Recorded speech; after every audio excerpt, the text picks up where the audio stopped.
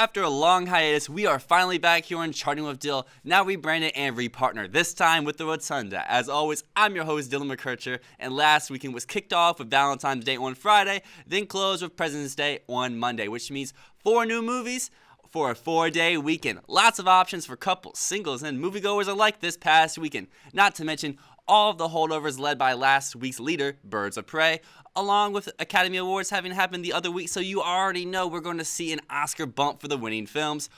But more with the Margot Robbie starring film and Oscar winners later. Winning the weekend, zooming past the competition with Sonic the Hedgehog.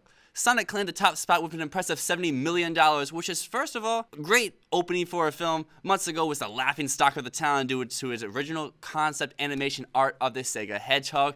The 3-day opening totals are the highest in video game adaptation history, passing last year's Detective Pikachu, which goes for $54.3 million. The rest of the video game adaptation list sees 2001's Lara Croft Tomb Raider with $47.7 million, followed by the Angry Birds movie with $38 million. Closing the top 5 is the Dwayne Johnson starring Rampage with $35.7 million.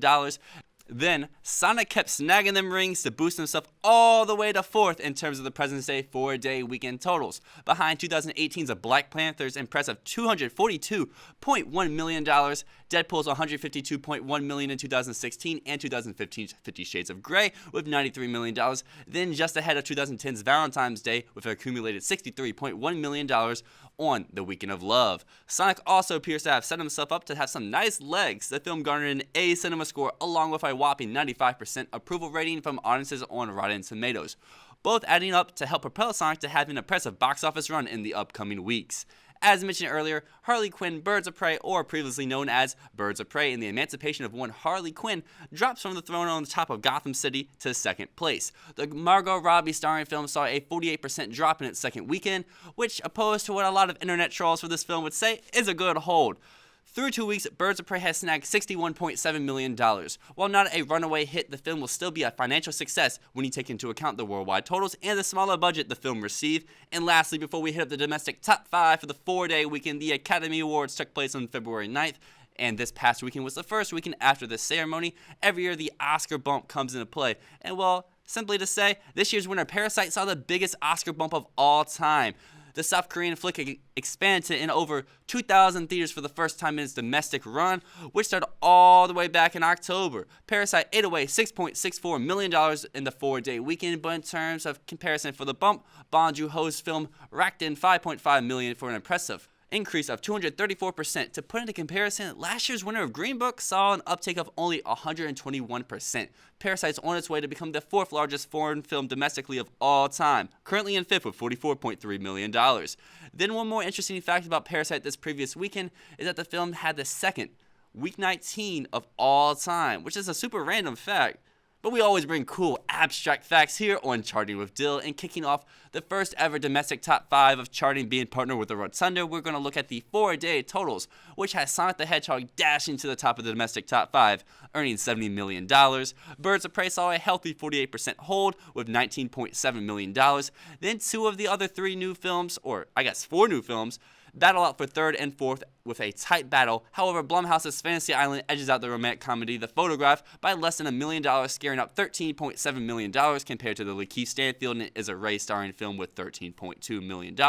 And rounding up the top 5 in the film's 5th week of release is the reunion of Will Smith and Martin Lawrence in Bad Boys for Life. The long-awaited 3rd installment dropping only 4% in the 3-day window, while coming out with a $13.1 million in the 4-day window.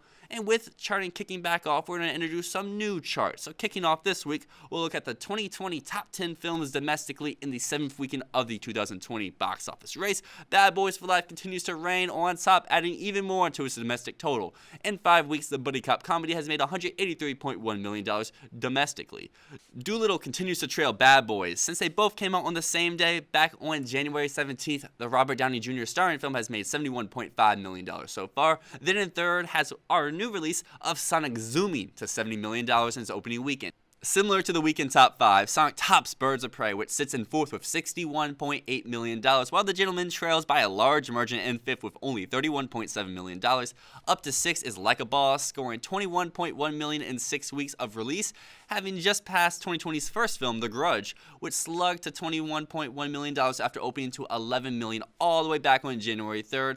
Underwater swims to 8th with $17.1 million, and rounding up the top 10 are 2 horror films, as The Turning sits in 9th with $15.1 million, and hanging on to the last spot is Gretel and Hansel with $14.4 million. Look for both Fantasy Island and The Photograph to leapfrog both of these films next week. Next weekend slows down a little bit as only 2 new films open wide. The slew is led by the Harrison Ford remake of Call of the Wild and the horror sequel Brahms' The Boy 2. Check back next week to see if Sonic can use another ring to keep the top spot, or if the game is over for the Blue Hedgehog. Check out the Rotunda on Facebook, Twitter, and Instagram for more great content. Until next time, this is Dill signing off.